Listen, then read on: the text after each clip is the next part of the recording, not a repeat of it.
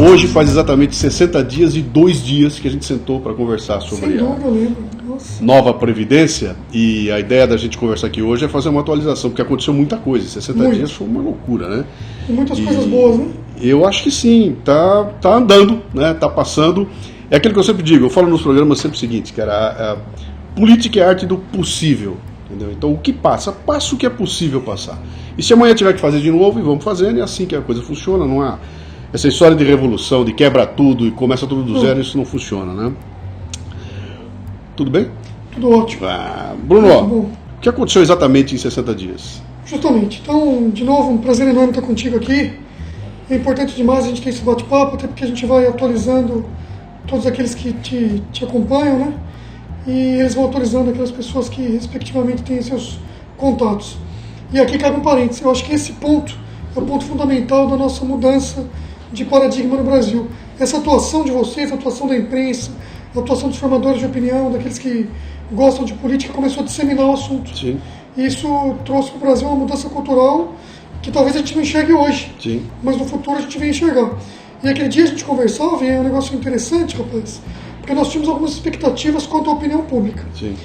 E aquelas expectativas nossas foram absolutamente superadas, até porque nós esperávamos que o povo, não que apoiasse a proposta, mas enfim, que entendesse. E nós nos surpreendemos porque o povo não só entendeu, nem apoiou, como foi às ruas pedir pela reforma, né? Uhum. Então isso é um negócio interessantíssimo para nós. Toda essa construção, desde aquele dia para cá, que foi fruto desse amadurecimento, ela teve repercussões muito positivas. Então perceba que você bem lembra, algumas coisas começaram a mudar. Na CCJ, algumas alterações pequenas, mas da CCJ em diante, nada mudou. Então passou o primeiro turno ileso, absolutamente da maneira como a gente queria, e passou o segundo turno também, absolutamente da maneira que a gente queria. Nós conseguimos uma economia que é paradigmática no Brasil e no mundo, né? Uma reforma de parâmetro que mexe em regras previdenciárias. Eu não tenho lembrança de outra no mundo que tenha sido tão grande. Também não tenho lembrança de outro país do mundo em que a população foi pedir pelo ajuste. Sim. Então isso é fundamental, é interessantíssimo. A primeira vez que o Paulo Guedes falou, ele falou assim de a potência. Nós temos que ter uma potência fiscal. E essa potência era um número mágico, né? Era 1 trilhão. 1 trilhão, isso nos dá potência. O que significa dar potência, cara? É tirar o avião do chão? O que é isso? O Paulo Guedes costuma usar essa metáfora que eu acho que é interessantíssima. O Paulo Guedes tem uma visão que ele estuda isso há muitos anos, então tem que ter a ideia já consolidada na cabeça. Isso é muito, muito interessante porque nos dá a diretriz. Então ele diz o seguinte: nós temos um sistema antigo, que é o sistema nosso de repartição simples, em que nós trabalhamos para bancar os aposentados de hoje. E esse sistema ele caminha para um colapso por 2 motivos simples. O primeiro é que a gente vive cada vez mais, isso é maravilhoso, mas tem repercussões previdenciárias. E o segundo motivo é o fato das pessoas terem menos filhos. Então, mais dia, menos dia, esse sistema de repartição simples, né, de solidariedade, ele tende a cair na crise, e é o que aconteceu conosco. Já passamos por algumas reformas. E ele diz o seguinte: para que eu possa lançar o sistema novo, que é o sistema de capitalização, isso tem um custo. Sim. E por que tem um custo? Nós estamos bancando as aposentadorias de quem está aposentado hoje. É a nossa contribuição. Se nós pensarmos numa migração pura e simples para o novo sistema, que é o sistema de capitalização, em que cada um de nós contribui para o seu próprio benefício no futuro, você fecha a torneira da solidariedade. O que acontece? Eu e você, por exemplo, nossos colegas que estão aqui, nós estamos bancando, respectivamente, alguns aposentados. Teria que ser 10 para 1, né? Sim. Porque nós contribuímos ali com, em média, 10% do que ganhamos, então nós teríamos que ter 10 contribuindo para um aposentado. 10 trabalhando para pagar um aposentado. Exato. Hoje nós temos menos de 2. Sim. Então isso é uma loucura. O sistema ele é fadado ao insucesso. E se nós pegarmos e fecharmos a torneira e dissermos o seguinte: nós hoje vamos contribuir para nós mesmos e viraremos integrantes de um sistema de capitalização. O que vai acontecer? O dinheiro que entra para pagar os aposentados não vai mais entrar. Então o que o ministro diz de potência fiscal? Ele diz o seguinte: nós temos que ter uma potência tão significativa no regime antigo, a ponto de colocá-lo numa trajetória de não declínio, mas numa trajetória de sucesso, para que ele possa pelo menos ter voo de cruzeiro. Sim. E ele ir acabando por inanição. Obviamente nós não vamos acabar. Se nós pensarmos no regime de capitalização, o que nós estamos fazendo hoje, não tem nada pronto, ele vai manter o atual. Obviamente, os aposentados estão lá, as pessoas que já podem se aposentar estão lá, aqueles que já têm expectativa de direito estão lá. Mas o que nós precisamos? Precisamos que ele seja sustentável. Uma vez ele sendo sustentável, a gente pode lançar um novo para os jovens. Isso é a potência, quer dizer, Isso é a potência. É ter o suficiente para poder bancar Para que ele saia uma da parte crise. dele. Tá.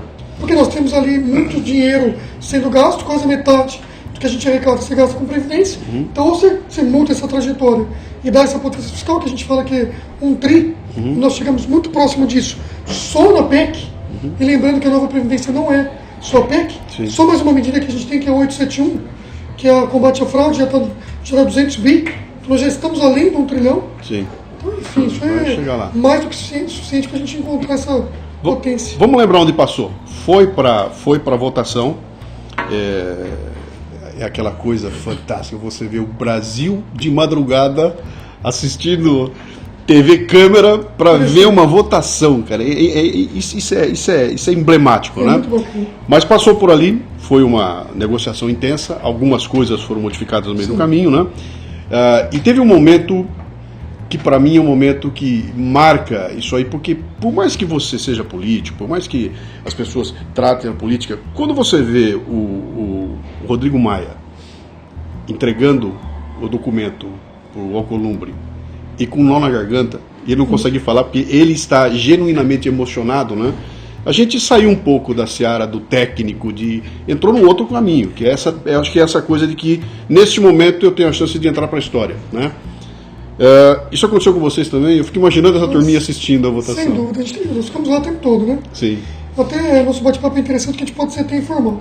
De lá para cá, do dia que você veio para cá, a gente praticamente trabalhou de domingo a domingo. E acho que conversamos com quase todos os deputados. Quase todos, sem dúvida. Do governo, da oposição, indecisos. Então é um trabalho... Como é essa dinâmica aí? Vocês vão ao deputado, vocês os convidam para... As duas coisas. Sim. As duas coisas. Tem deputados que gostavam de vir aqui. Tá. Então, quando ele queria ter uma conversa mais técnica, conhecer os nossos técnicos, pegar material, eles iam para cá. Outros a gente ia até lá. Tá. E também conversávamos no plenário, na casa do presidente da Câmara, na casa do presidente do Senado, o ministro Guedes recebeu as pessoas, o presidente Bolsonaro, enfim. Foram toda sorte de encontros aí.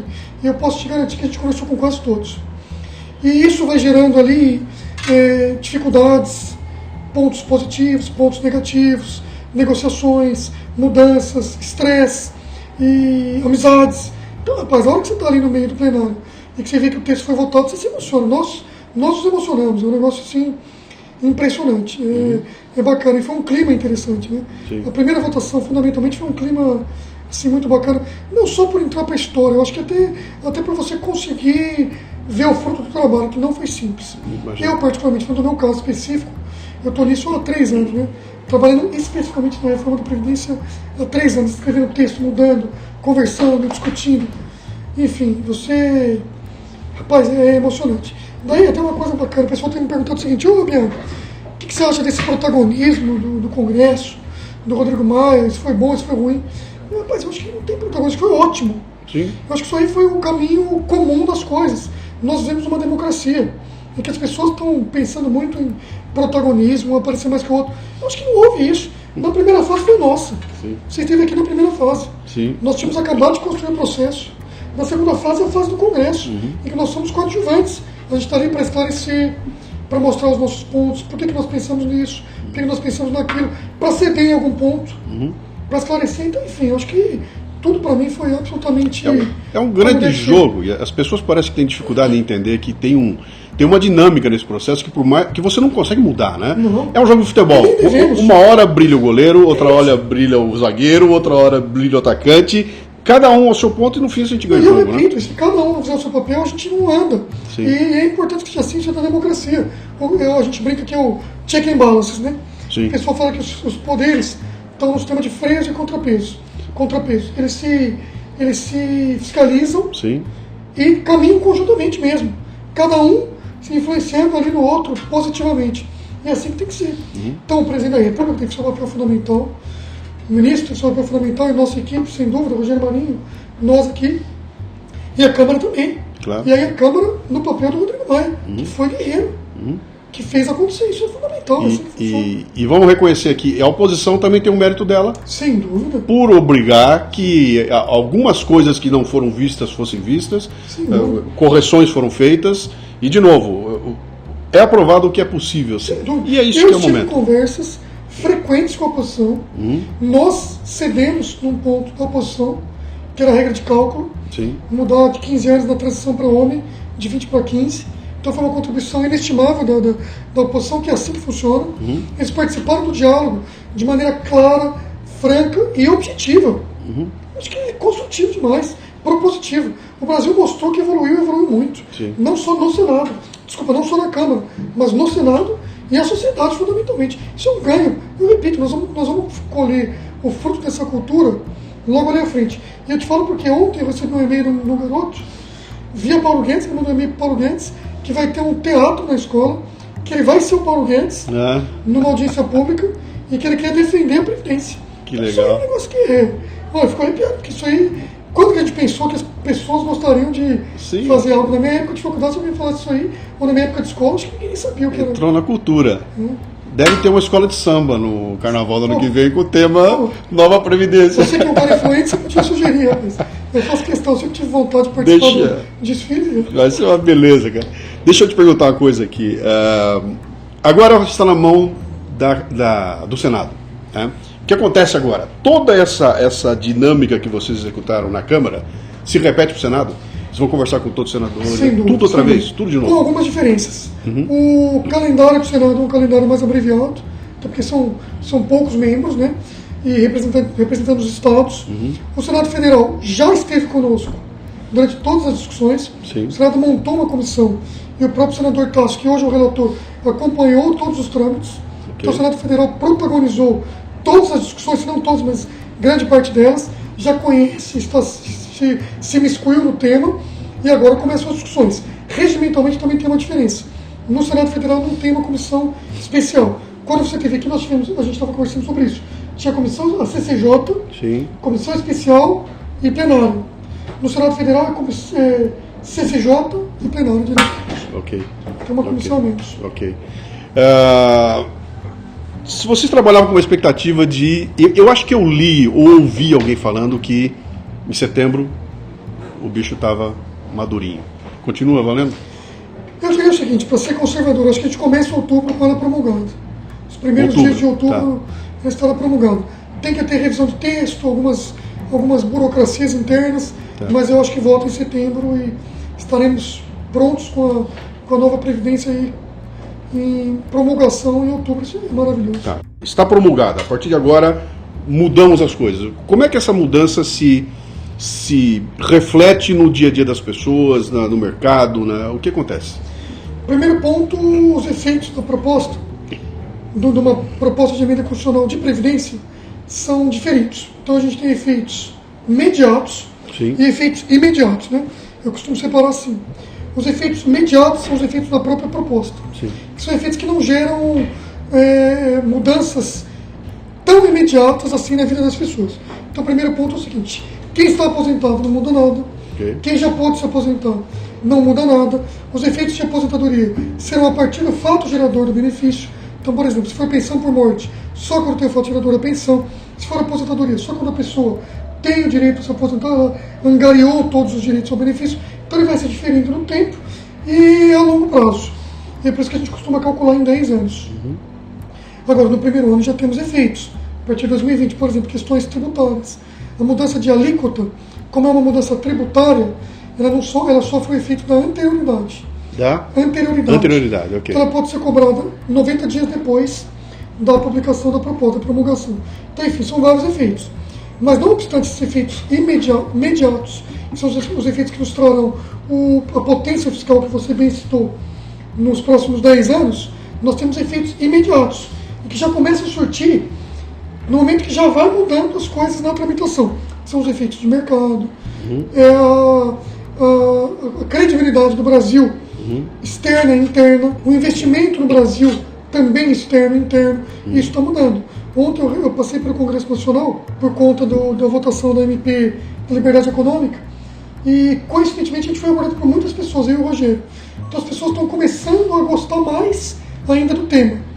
E nos disseram o seguinte: olha, tem agências de risco, tem grupos que avaliam aí questões econômicas e políticas que queriam conversar com vocês para dizer que o Brasil já mudou e mudou demais, só com a aprovação da Câmara dos Deputados. Então as pessoas começam a investir mais, o capital estrangeiro começa a vir para cá, o dólar abaixa, enfim, são toda sorte de efeitos no Brasil que eu costumo chamar de efeitos imediatos. E esses efeitos são fundamentais, porque o melhor deles para mim é a geração de emprego.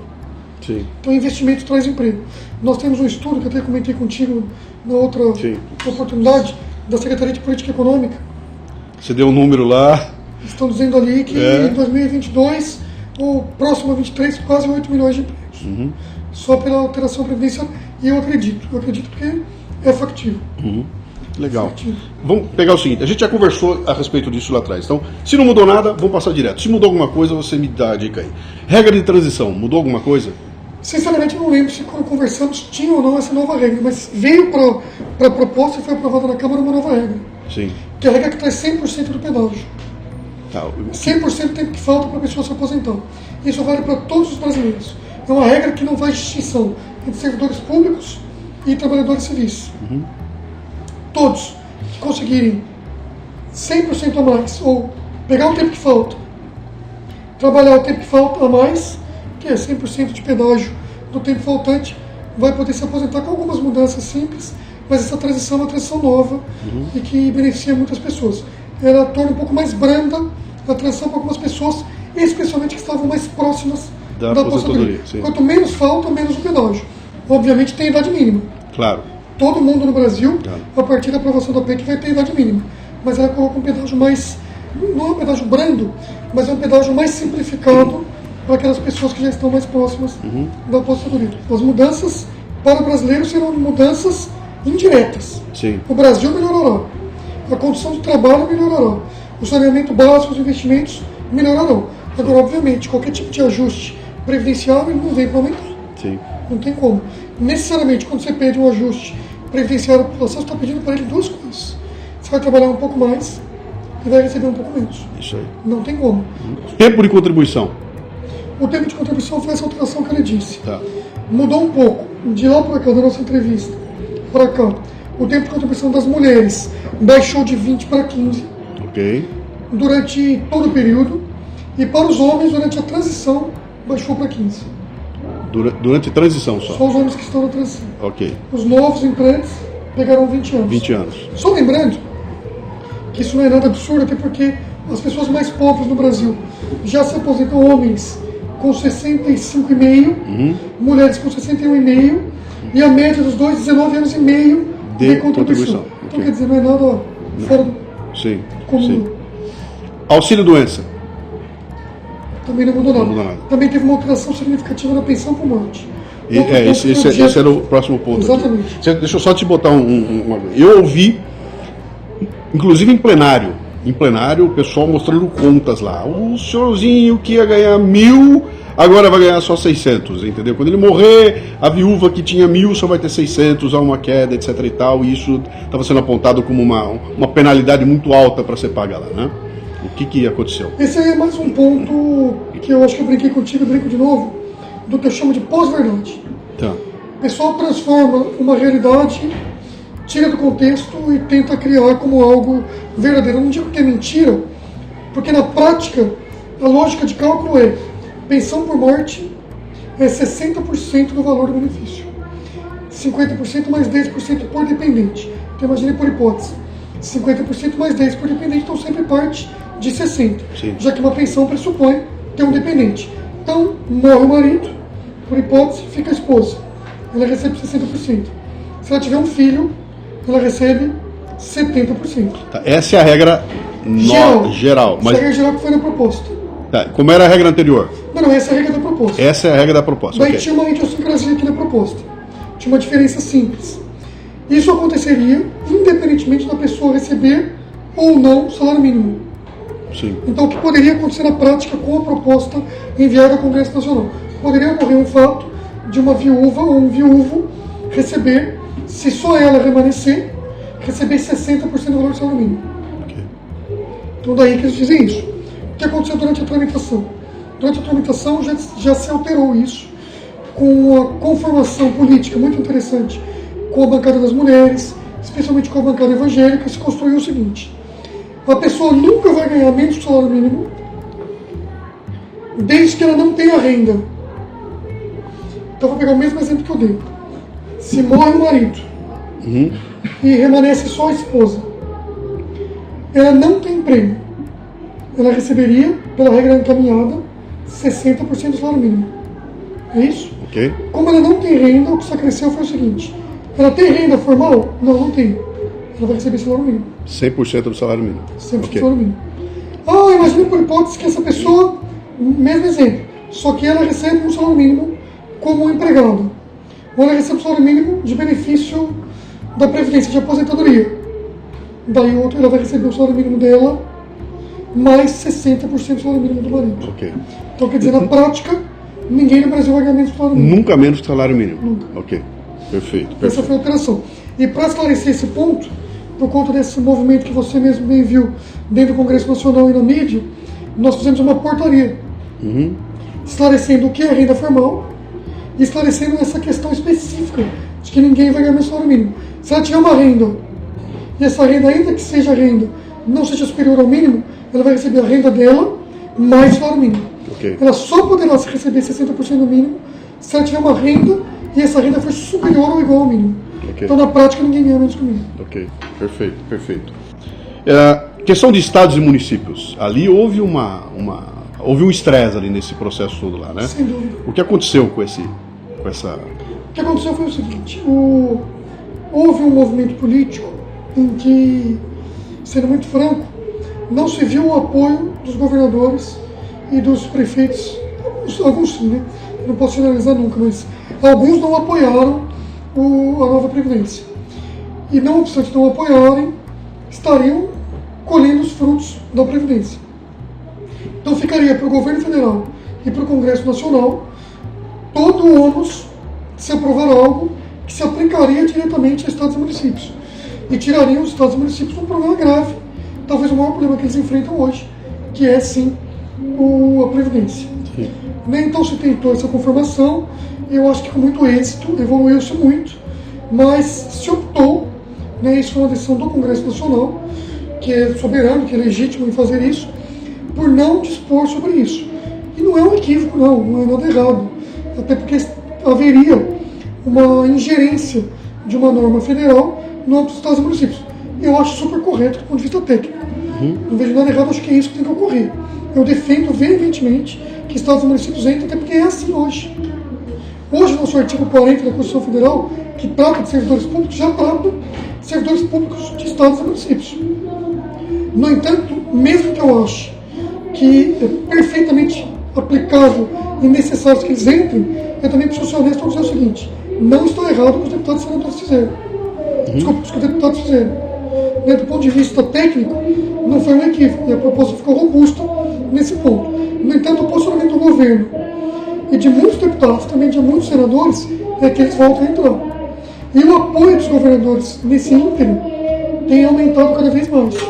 Então a nossa ideia, obviamente, se for isso que o Senado pensa, eu acho que isso que o Senado pensa, é incluir isso no Senado Federal. Mas não necessariamente na proposta. Em uma PEC paralela. O que seria a PEC paralela? Se faz um novo texto com as novidades que o Senado Federal quer incluir na Previdência, Ok. vota-se o texto como foi na proposta, ou o que eles quiserem fazer, mas o que é incontroverso segue para promulgação, e o Brasil já pode contar com isso, e o que é novo volta para a Câmara para ser reanalisado pela Câmara. Porque tudo aquilo que é mudado, alterado na Casa Revisora, retorna para a Casa Sim. original, Sim. para nova Sim. apreciação. Então eu faço votos que, agora, do ponto de vista político, é fundamental que eles entrem, e do ponto de vista do Brasil, não há o que se dizer, né? Bruno, tem uma outra coisa também que eu vi de montão, e isso parece que é uma bandeira que foi utilizada lá, né? Você vê no plenário o pessoal usando isso como uma bandeira. Os 900 bilhões vão ser buscados junto aos pobres. Só pobre é que vai pagar essa conta, esse dinheiro vem dos pobres, e as categorias abastadas vão passar em munis, em collars e tudo mais. A gente já conversou disso da outra vez e mudou alguma coisa no meio do caminho, nesses 60 dias? Como é que se desfaz essa pós-verdade? É difícil, mas nós estamos nos empenhando nesse ponto. Qual que é o raciocínio que se faz em relação a isso? Grande parte do ganho fiscal que virá com a nova Previdência, especialmente com a PEC, ele virá do regime geral de Previdência Social. Então, a primeira quebra do argumento que tem que ser feito é o seguinte: o regime geral de Previdência Social não é o regime dos pobres. O regime geral de Previdência Social é o regime daqueles que não são servidores públicos. Okay. E não precisam ser pobres. E não são. Alguns deles não são. Pobres estão lá, mas ricos também. Empresários, banqueiros, médicos, dentistas, advogados, autônomos, contribuintes individuais. Todos aqueles brasileiros que não são servidores públicos são no regime geral de Previdência Social. Okay. Então esse é o primeiro ponto. E por que grande parte do ganho fiscal vem dali? Vem dali porque lá nós temos 74 milhões de contribuintes. Sim. E no regime próprio dos servidores, 1,4 milhão. Então, obviamente, que em números absolutos, muito maior o regime geral. E aqui, se você mudou alguma coisa, mudou. Mudou nossa visão sobre o fato. Nós criamos uma nova sofisticação do cálculo, que é o seguinte: qual é a maneira de rebater isso? Primeiro, mostrando que o regime geral não é de pobre. Segundo, esclarecendo que o ganho fiscal não pode ser visto no geral, mas deve ser visto per capita. Okay. E qual é o ganho per capita no regime geral? Próximo, ganho não, né? Se nós pegarmos tudo que você está ganhando e dividir por pessoa, seria em 10 anos próximo de 10 mil por pessoa. Em que regime? No regime geral. No regime geral, no ok. INSS. Okay. Nos servidores públicos, próximos a 150 mil por em 10 pessoa. anos. Por pessoa. Okay. O esforço que ele está dando. Sim. E nos militares, próximo a 180 mil. Você falou isso da outra vez, a gente fez esse cálculo lá, ok. Qual foi a sofisticação que a gente fez? Para fortalecer o nosso argumento de que o regime geral não é de rico, não é de pobre só, nós pegamos e estratificamos também dentro do regime geral um cálculo para os aposentados por idade, okay, e um cálculo para os aposentados por tempo de contribuição. Lembrando que os mais ricos no regime geral se aposentam 10 anos antes que os mais pobres. Sim. Por tempo de contribuição. E deu quase que o dobro. Então o que eu quero te dizer com isso? Na análise per capita, a gente comprova que claramente a proposta ela é absolutamente progressiva. Uhum. Eu costumo dizer que a gente quebrou a lógica do Robin Hood às avessas. Uhum. Pela primeira vez no Brasil nós vamos ter um sistema previdenciário, que é um sistema puramente social, que transfere renda do rico para o pobre, e não o inverso. Porque a gente quebrou muitos subsídios. Um exemplo claro do subsídio é o seguinte: o mais rico conseguia tirar do seu benefício as 20% menores contribuições. Ok. O que acontecia? Então ele começa a trabalhar num emprego menos remunerado, sim, com remuneração menor, e vai subindo na vida. Por exemplo, nosso amigo Mário, para brincar com o Mário, começa a trabalhar aqui ganhando 1.000, 2.000, 3.000, termina a sua vida ganhando 40. Numa vida aqui, brincando obviamente, num exemplo extremo, né, de uma pessoa bem sucedida. Então ele conseguiria tirar do seu benefício os 20% menores. O que significa isso? A média sobe a média. É absolutamente um subsídio que o governo está dando para uma pessoa que vai ganhar muito no fim da vida. Então não faz nenhum sentido. Isso vale para o regime geral, valia e para o próprio. Okay. Então, servidores públicos com altas remunerações, por exemplo, no meu caso, eu que tive remunerações menores no começo, poderia descontar. Descarta todas elas? Sim. Descartaria todas elas e me aposentaria com uma média muito maior, né? Só para deixar claro, não vai acontecer comigo, porque eu voluntariamente migrei de regime. Então eu quis optar por sair do regime de servidor público que eu tinha e estou no regime de previdência complementar. Okay. Então eu vou receber até o teto no regime geral e o resto eu estou capitalizando no regime de previdência complementar. Pobre vai pagar menos, rico vai pagar mais. Isso é comprovado e não há discussão nenhuma sobre esse ponto. Tanto do ponto de vista expresso, sim, no pagamento da contribuição, sim, que ele paga hoje 8, vai pagar 7,5. O rico paga no máximo 11, vai chegar até 22, okay, obviamente de maneira progressiva. Então não tenha dúvida. A comprovação disso é que nós ganhamos com a contribuição dos mais ricos 28 bi e perdemos com a queda da contribuição dos mais pobres 27 bi. Tá. Então é uma compensação clara. Sim. E de novo transferência de rico para pobre. Tá. E também vai pagar menos do ponto de vista de regra. As regras mudam, mas mudam menos para eles. E mudam mais para os mais ricos, equilibrando o sistema, né? E o ponto focal dessa reforma, e até voltando no seu início do que nos por que nos toca de maneira emocional, né? Que a gente consegue ganhar uma narrativa que nós perdíamos há um bom tempo. Sim. Pela inverdade mesmo, pela pós-verdade. Então a gente consegue comprovar para o povo que o nosso sistema era injusto e, além de insustentável, que o fato do sistema ser insustentável é um dos problemas, mas a injustiça também nos moveu muito para tornar o Brasil mais justo. E tem um ponto focal que você entende até muito mais do que eu gosto de deixar claro todas as vezes, que eu acho que é o que nos movimenta também. Se nós pegarmos alguns pontos da economia do Brasil e da realidade brasileira, para ficar em 3, transporte público, saúde e educação, vamos pegar 4, saneamento básico, né? Esses são os 4 pontos que nós conseguiremos enfrentar de imediato com o dinheiro que ganharemos com a nova Previdência. Quem mais ganha com isso? Não somos eu e você. Sim, Nós temos plano de saúde, carro privado, Sim. se não privado, você pode usar uma plataforma hoje em dia que te garante. Nós temos saneamento básico e temos educação privada. Quem mais pena e quem mais sofre com a falta disso é o mais pobre. Isso que vai ser enfrentado no Brasil. Sim. Então ele vai ganhar 2 vezes, ele vai pagar 3 vezes, ele vai pagar menos, as regras incidirão sobre eles de maneira menos incisiva do que os mais ricos, e ele será o primeiro impactado com os investimentos que o Brasil fará logo ali à frente. Isso não tem como não nos emocionar. Claro, perfeito. Isso vale para políticos, vale para juízes, vale para militares, vale para policiais, vale... Tem alguma categoria que ficou de fora ou que foi beneficiada? De alguma forma? Outro ponto maravilhoso, pergunta maravilhosa sua também. Todos entraram. Isso que fez com que a opinião pública também nos apoiasse. Com uma especificidade.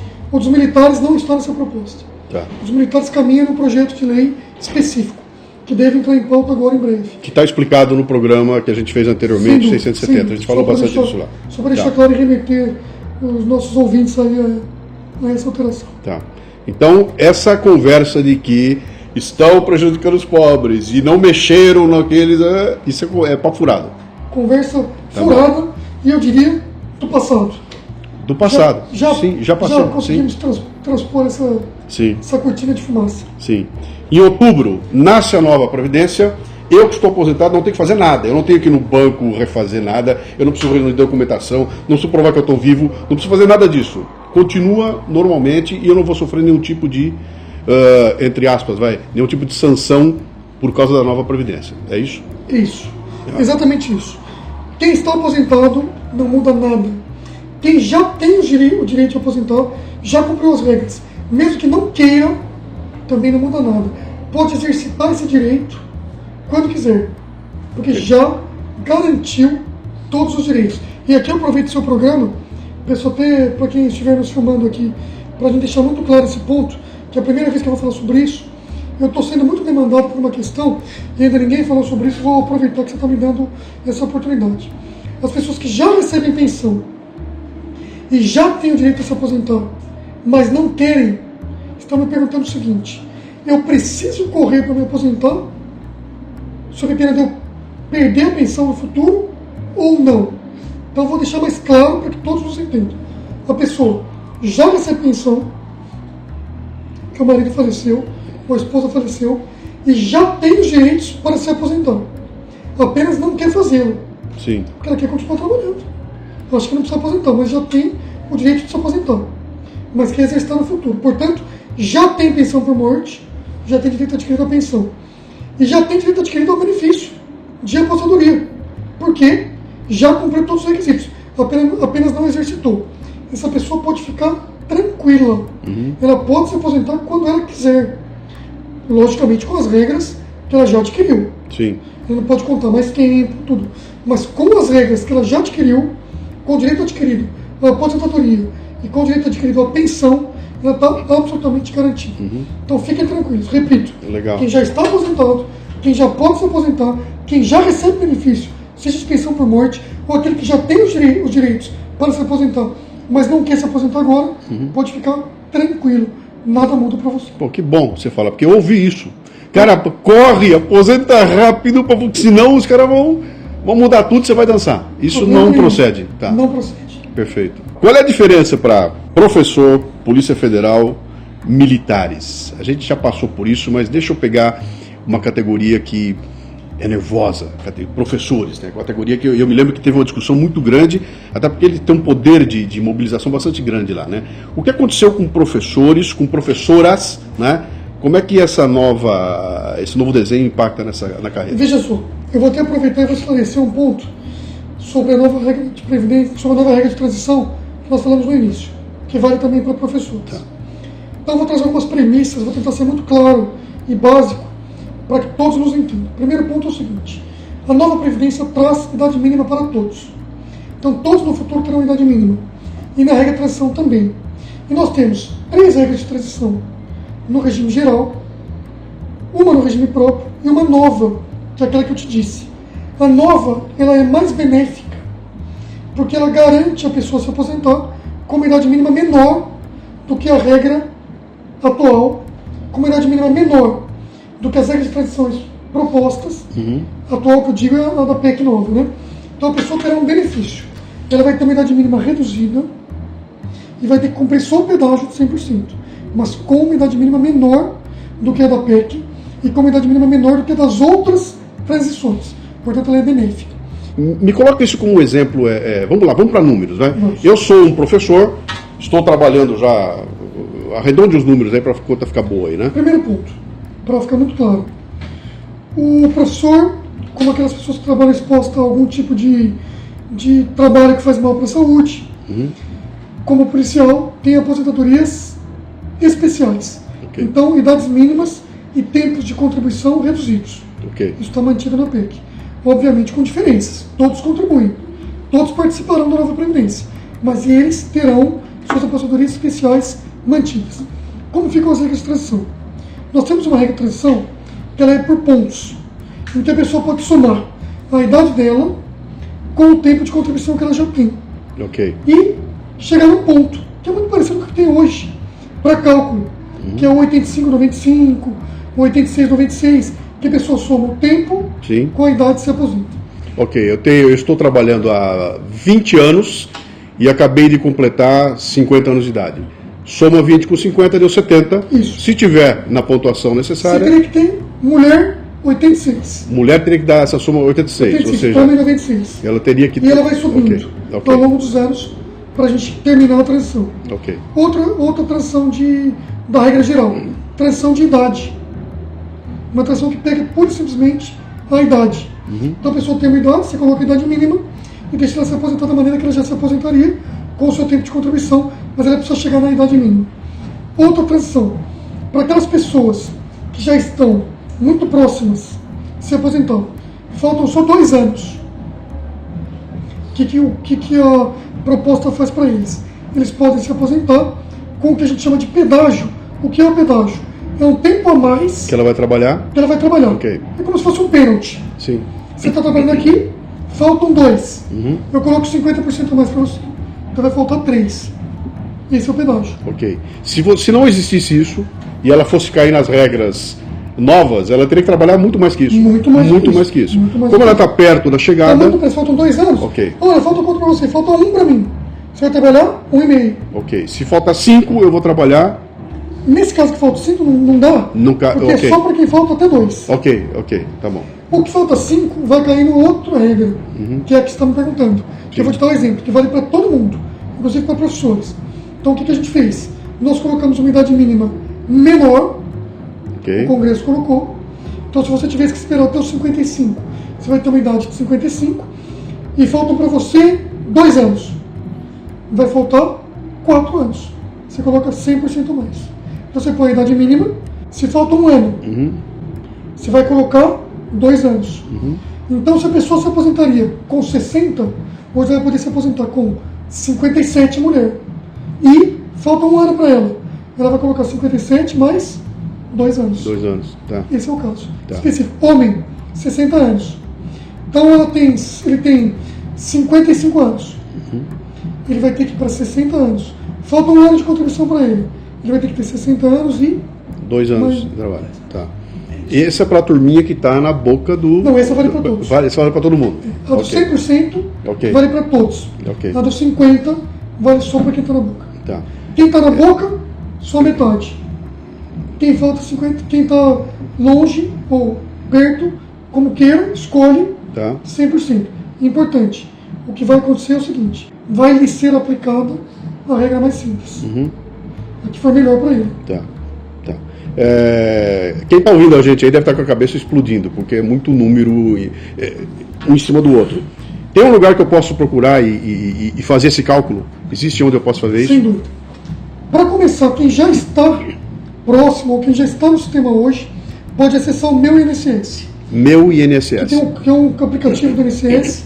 Só para trazer aqui a você também um ponto importante. No começo dessa gestão, nós tínhamos 2 sistemas ou 3 do INSS que eram digitalizados. Nós vamos terminar esse ano com quase 90 sistemas digitalizados. Então o INSS está mudando toda a sua gestão e se tornando digital. O aplicativo do INSS, o Meu INSS, já permite infinitos sistemas. E grande parte dos benefícios podem ser requeridos e concedidos no mesmo dia, pelo aplicativo. Tá. Se a pessoa não tem o aplicativo, pode ligar no telefone que é o 135. Tá. Nós também temos o site da Nova Previdência, dentro do Ministério da Economia, também a SECOM está trabalhando nisso, que traz todas as regras de maneira absolutamente especificadas. Eles estão me perguntando. Na verdade, eu estou preocupado com o seguinte aqui. Acabei de ouvir a nossa conversa aqui, minha cabeça explodiu e eu quero imediatamente calcular o que vai acontecer com a minha aposentadoria. Essa é a pergunta. Existe um lugar que eu possa ir agora e fazer esse cálculo? Isso não tem, porque ela nem foi aprovada ainda. É isso que eu estava imaginando. Então, nós até, o governo se adiantou, tentou fazer algumas simulações, mas não é interessante pelo seguinte, pode passar para a pessoa uma falsa expectativa. Então é importante que a gente espere saber qual vai ser o texto, qual vai ser a promulgação. No entanto, é muito simples ela saber, tendo em vista qual a regra de transição, como ela se enquadra. Então ela vai ver a regra e vai saber onde ela se enquadra. Tá. É complicado entender ouvindo um áudio, entendeu? Precisava ter aqui um flip chart e a gente fazer a continha toda, ficava muito mais fácil, Podemos fazer isso também. Bora, uma hora dessa a gente vai fazer. Eu vou voltar aqui, a gente vai fazer a hora que aprovar, né? Tem um ritmo de entrantes para a aposentadoria. E com a nova Previdência, parece que esse ritmo muda. Entram na aposentadoria menos pessoas do que entrava pelo processo ativo. Quando a gente fala assim, quando você pensa em 1 ou 2 pessoas, mas são milhões, né? Como foi isso? Que reflexo é esse? Eu não diria que entra menos. O que vai acontecer é o seguinte, você acaba postergando um pouco mais, porque as pessoas que estavam próximas vão esperar um pouco mais. Sim. Então imagina esse exemplo que eu te dei. Faltam 1, vai faltar 1,5. Faltam 2, vão faltar 4. Então cada um vai dar sua parcela de contribuição. Daquilo que ele disse no começo. Todo mundo vai contribuir um pouquinho. Contribuir do ponto de vista de esforço, vai trabalhar um pouco mais para a nova Previdência. Então essa demora, essa postergação, que é o fato que eu entendo que é maravilhoso, que a população entendeu e está entregando um pouco mais em prol do coletivo, faz com que os números, os entrantes no sistema vão diminuindo. E essa diminuição é muito benéfica. Daí grande parte do efeito fiscal. Quer dizer, o resumo dessa história, meu filho vai ter que trabalhar mais do que eu trabalhei. Ele vai se aposentar uma idade maior do que a minha. Você fez corretamente o raciocínio de gerações. Tá. Então, necessariamente, uma geração muda muito para outra. Tá. Mas a gente pode fazer um raciocínio menos longo, que é o seguinte. Pega você e uma pessoa que tem 5 anos a menos que você. Como a regra transitória é gradual, e a lógica da transição é ser mais branda com quem está mais perto e mais brusca com quem está mais longe, então eu vou dar o meu exemplo, por exemplo. Eu e você da mesma geração, por exemplo, ou alguém que tenha 35 anos. O cara que tem 30 anos, o cara que tem 30 anos vai ter um efeito da transição brando, porque ele está muito próximo. Claro. Eu que estou longe, vou ter um efeito mais brusco, Sim. porque eu vou estar mais próximo da regra geral, da regra definitiva. Porque a transição, para mim, falta tanto, quase 25 anos, que eu já vou estar muito próximo da regra geral. Então a transição é muito mais brusca para quem está longe e muito mais leve para quem está perto. E é por isso que ela vai gradualmente fazendo essa seleção natural. O cara que está próximo vai se aposentando com um pouquinho de pênalti, que é o pedágio que a gente brinca. Então ele paga pouco. E quanto mais longe ele está, mais ele vai pagando. Então gradualmente a gente vai criando uma seleção que é absolutamente benéfica e cria essa lógica de transição que ele é fundamental no sistema. A gente diz o seguinte: Portugal demorou muito a fazer a sua reforma e acabou não tendo transição. Acabou cortando o benefício. Então Portugal pegou direito adquirido e pegou expectativas de direito. O Brasil não. O Brasil, por isso que é bonito, garantiu 100% dos direitos adquiridos e está garantindo grande parte das expectativas de direito, garantindo mais para quem está próximo e menos para quem está longe, fazendo essa seleção natural e criando um sistema absolutamente lógico e social. Essa é a beleza da nova Previdência. Bom, quem está nos ouvindo aí está tendo uma ideia da complexidade desse projeto. Não é à toa que são anos e anos de trabalho em cima dele. Não é à toa que se emociona quando ele fica aprovado. E não é à toa que tem muito mais coisa vindo pela frente aí. E eu acho que eu vou ter que voltar aqui depois, quando a gente aprovar, e vamos trocar uma nova ideia. Faço questão que você volte. Nós estamos mudando todas as NRs do trabalho. Estamos modernizando. Sim. Que é o que vai trazer um fôlego maravilhoso para o trabalho, sem abrir mão da segurança do trabalhador. São normas obsoletas, bizarras, exemplos absurdos. Então nós estamos mudando isso. Nós estamos aqui diretamente ligados, nós do Ministério da Economia, na MP da Liberdade Econômica, aprovada ontem o texto principal na Câmara dos Deputados. Então, quer dizer, são muitas coisas boas que nós estamos revendo aqui, muitas novidades de previdência também, inclusão previdenciária. Fizemos o decreto de inclusão dos motoristas de aplicativo na Previdência. Então, todos os motoristas de aplicativo hoje podem ser microempreendedores individuais e saem da informalidade e vêm para a formalidade. Então, se ele bate o carro, se ele tem algum direito, enfim. Decreto de trabalho temporário, decreto de trabalho intermitente. Estamos fazendo de fato uma revolução previdenciária e trabalhista, e é fundamental que você venha aqui para nos ouvir e trazer sua O Brasil está mudando, meu caro.